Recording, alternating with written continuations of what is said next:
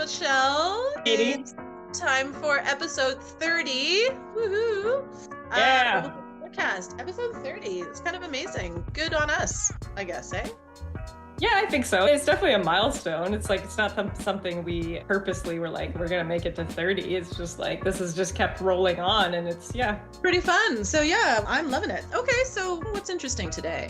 I think what's interesting today is that we are going to talk about something that people may or may not agree with. I'm hoping that it'll be a bit of a conversation about how people feel about self-sabotage and my very strong assertion that it's a myth. What do you think?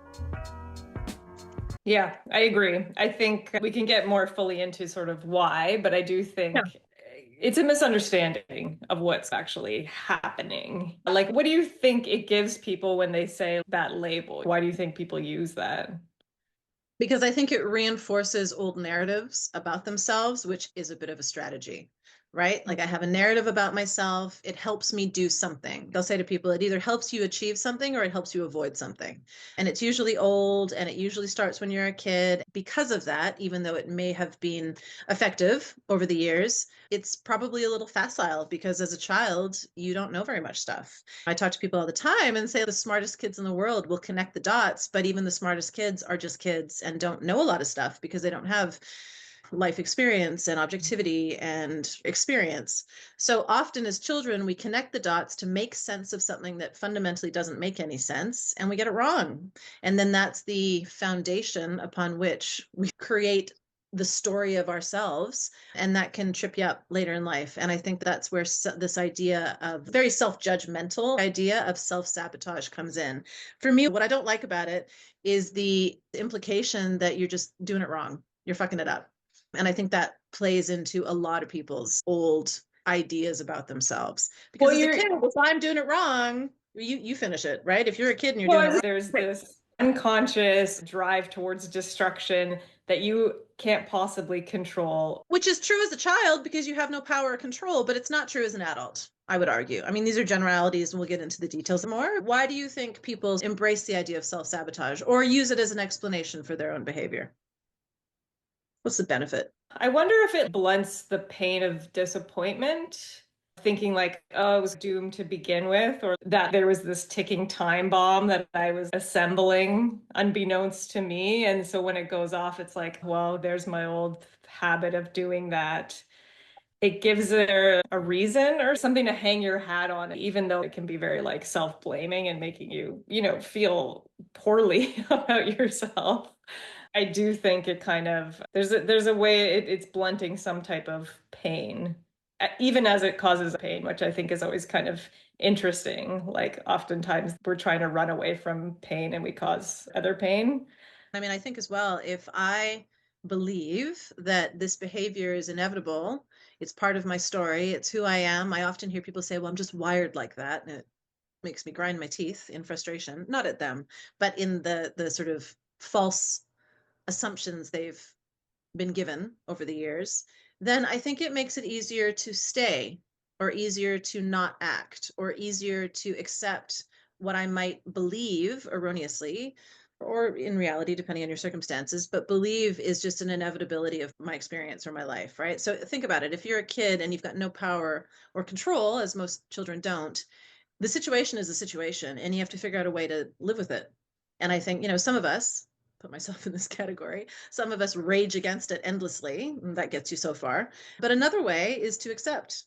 And I think that if we believe that it's inevitable and it's just the shitty thing that you do, it makes it easier in a way. It doesn't make it easy. I'm not suggesting that. And I also don't think it's conscious, but it's a way to sort of survive something that is very uncomfortable. Does that make sense?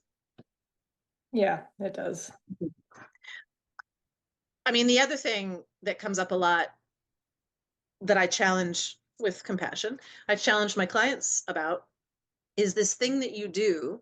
For example, if I'm stressed out, and I think I've used this example before, but through a different filter, if I go home and I'm stressed out and I drink a bottle of wine, one could argue that that is self-sabotage. I'm clearly not making choices that are healthy for my body, and probably it gets in the way of maybe my relationships or my willingness to engage and be present. But is it self-sabotage or is it actually a misguided or less than healthy strategy that I'm choosing. We've talked before about the intention, which is to reduce my stress, which is actually a healthy intention. The strategy that I've chosen is not very healthy. But that's why for me, self-sabotage is a misunderstanding. It's a misunderstanding of how we are trying to meet our needs. Yeah. I guess I'm curious, as you're giving that example, in what other ways do you hear that kind of come up where people are talking about self-sabotage or like, I've done this to myself kind of thing? Yeah, things like someone's inability to deal with conflict, right? Being a people pleaser, getting themselves in situations like that procrastination comes up, like I've really screwed myself over because I wasn't prepared. I didn't do the Mm. work. People saying like I'm just so lazy, I can't focus on things. I get what they're saying, but what I hear in that is really the voice of children because I hear that from teenagers a lot. And what I'll always say to parents in terms of trying to interpret teenage behavior, don't get bogged down in the details of their behavior. Try to understand where they're coming from. Try to understand the intention behind the behavior because they're kids and they are quite possibly just messing it up. Because as a kid, you don't know anything. You're doing your best. You're like throwing spaghetti at the wall to see what sticks. And then we get confused and we think, well, if I drink a bottle of wine, I definitely feel relaxed. Cool, I guess. Right? It's a lack of support, as everything seems to be, to understand that yes, your intention to reduce your stress is awesome and healthy. Now, let's find some strategies that are also healthy, right? Yes. I think we've talked about this in terms of coping strategies and hierarchies of harm or less harm. It's like going home and drinking a bottle of wine one day a week or a month versus every night. There's kind of different degrees of where things can swing, you know? Go off the road. Uh, Yeah, no, I agree with you. And one of the things I love about the Gestalt approach is the fact that even if you're talking about what somebody perceives as self-sabotage or addiction, self-judgment's not useful. We don't look at it from that perspective. Shame is not useful. It's not relevant and it's not really accurate either, right? Like I'll say to people, you do this behavior, I get it, but you're not just fucking with yourself. That's not actually what you're doing. What are you actually trying to do? Sometimes I think our desire to avoid what we perceive as being worse pain means that we'll choose this other, we think lesser pain over here, because at some point we were told or we learned or we believed that those were the only options. I think part yeah, of our role as a therapist is to come in and say, hey, you know what? There's always a third option. Let's explore yeah. what that might be. You don't have to choose between these two painful choices necessarily.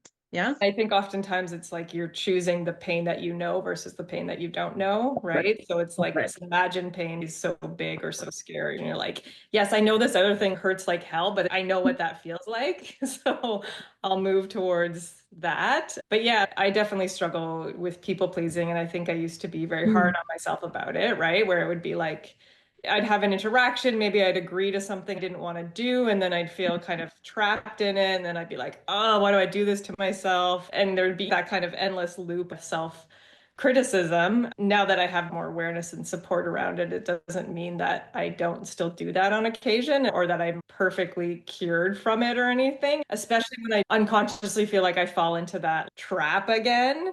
I'm like, okay, that's your pattern. That's a survival strategy for you. It was developed to keep you safe. I know the whole story of it. I know what it did for me. I know what it does for me. And so it can often just say like, oh, you actually, that's actually just telling me I didn't feel safe in that situation. I'll talk to people about this and I try to remember to do it myself as well. I'll say, when you get caught in that loop of self sabotage, what does it feel like?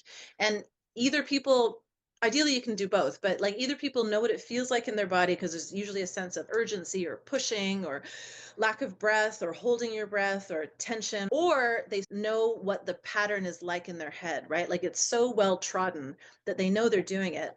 And my point to them is like, okay, now is the time for gratitude then, because all that's doing is indicating to you that that's where you are again. And so if we can, instead of the self-judgment stuff, if we can just go, oh, there it is. Yep, there's that loop again. It's such a beautiful way to sort of interrupt that process, ground yourself, and then try to make a different choice, right? Or explore different choices. I notice the words are happening, and that's useful because that's an indicator to me, but I don't have to listen to what the words are saying because there's nothing new. It's so patterned, repetitive. There's no new information in there. If there was, I've learned whatever I needed to learn from it years ago. Now I can let it go. Yeah. It was at a certain point, it became a closed loop. I had a way of dealing with the world. It was in this particular pattern that felt like it kept me safe. I would cycle through it again and again and felt trapped in it. It's only once you actually have an ability to interrupt that cycle, and usually it does take the support or intervention of somebody outside, like a therapist, right?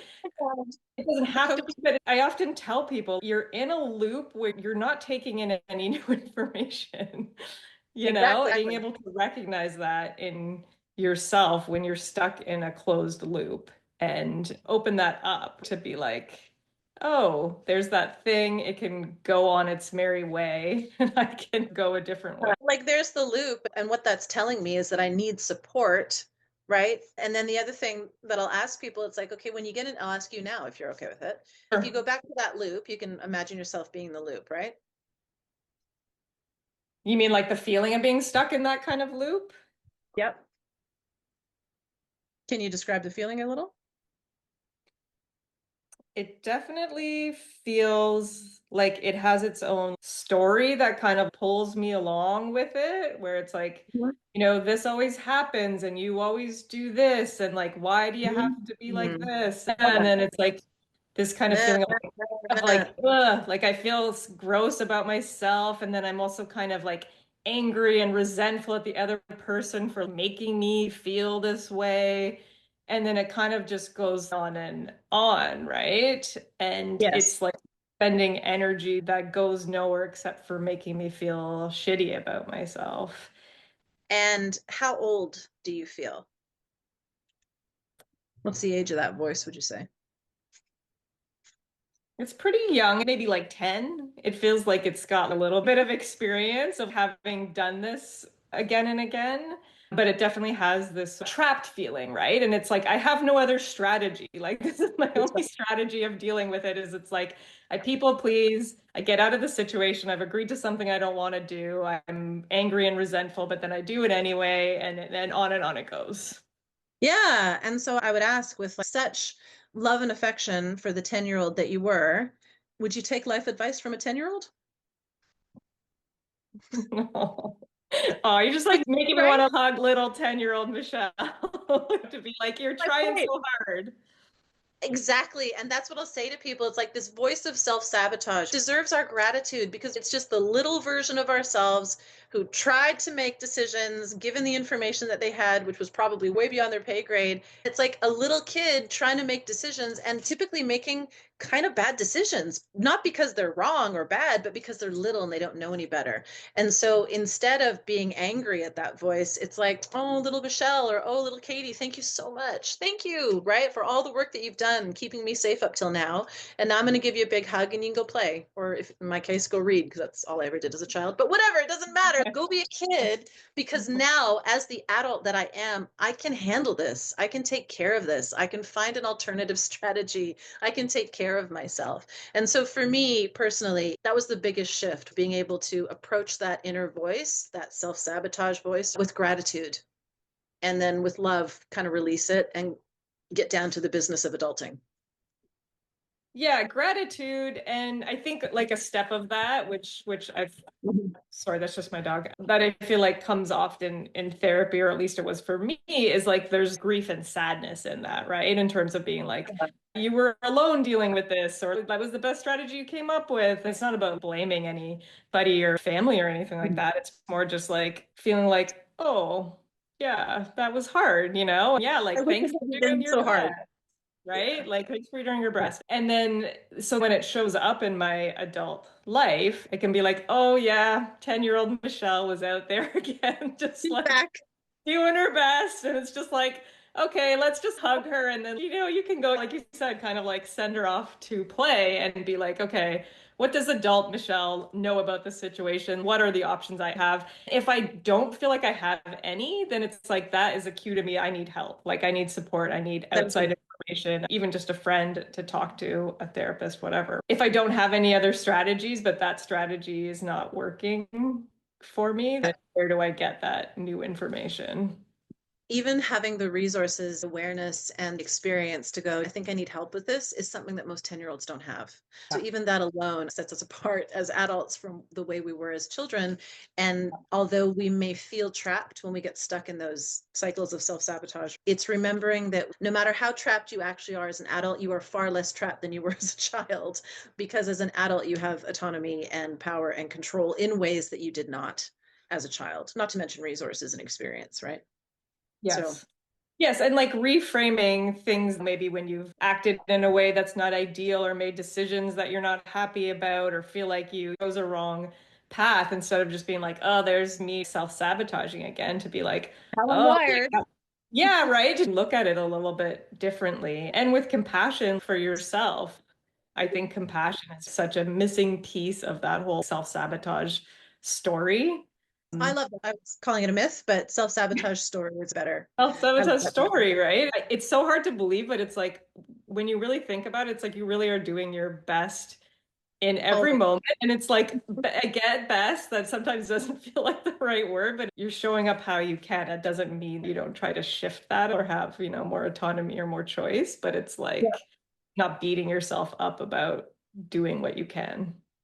exactly. So whenever someone comes in and tells me about their self-sabotage, it's like catnip. I'm like, ooh, tell me more about that. Let's get into that, because I think it's relatively easy to shift with some different awareness, reframing, and a little more knowledge and guidance. Yeah. And the support maybe that, you could have used when you were 10. If you get it now, it still works. Yeah, It's I'm totally. curious for our listeners what your self-sabotage stories are. Do you agree with us that it needs to be reframed in our way of thinking? We'd love to hear from you. Please like and subscribe. We Yeah, appreciate you. thank you. Bye.